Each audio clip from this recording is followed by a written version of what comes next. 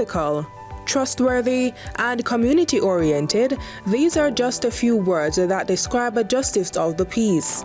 The JP's seal and signature opens many doors, often serving as the main identifier for persons who fall within each justice's jurisdiction.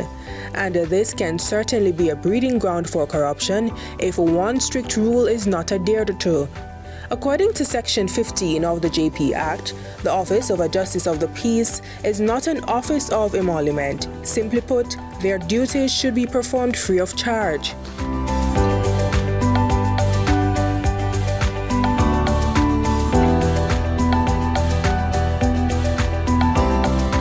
What we invite the public to do, if you should approach a Justice of the Peace and that JP is asking you for a contribution, you do need to take down the name of the Justice of the Peace and report it to the office of the custos within the parish where the incident took place, or you can reach us at the Ministry of Justice. If you do not know all the numbers, you simply remember 888 Justice. Once you call that number, you will get to the right person and you can make that report, because Justices of the Peace are not to charge. Why not?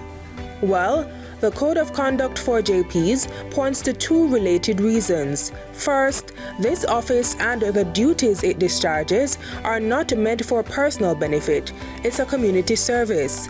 Importantly, JPs are bound to avoid conflicts of interest and ensure they have independence in the performance of their duties. If money or an equal value favor is involved, these are no longer guaranteed. What has happened over the years is that we find some Justices of the Peace who would go against the norm and situate themselves in position to have the public come to them, and then they will charge them. Again, we are reminding Justices of the Peace of the provision within the Justices of the Peace Act that says that it is not an office of emolument, and so a Justice of the Peace is not to charge in any shape or form for any service rendered as a Justice of the Peace. They will be breaching that provision.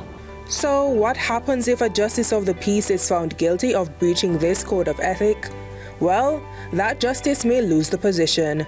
Once you're in breach of the Code of Conduct that is situated in the Justices of the Peace Act, so I am emphasizing it to our justices who are listening to us, please be familiar with it. Once it reaches a point where contemplation must be made to revocate the tenure of that Justice of the Peace,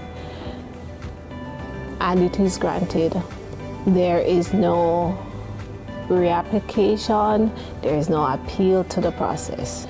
Revocation is done by the Governor General. And only the Governor General can revoke that Justices of the Peace Commission upon the recommendation of the Minister and the relevant custos who would have had certain findings made. Remember, this role is built on trust, integrity, and a commitment to the community. It's crucial for everyone involved to uphold these principles and ensure that the office remains a beacon of fairness and service. If you encounter any situation where a JP is requesting payment or a favor, don't hesitate to report it.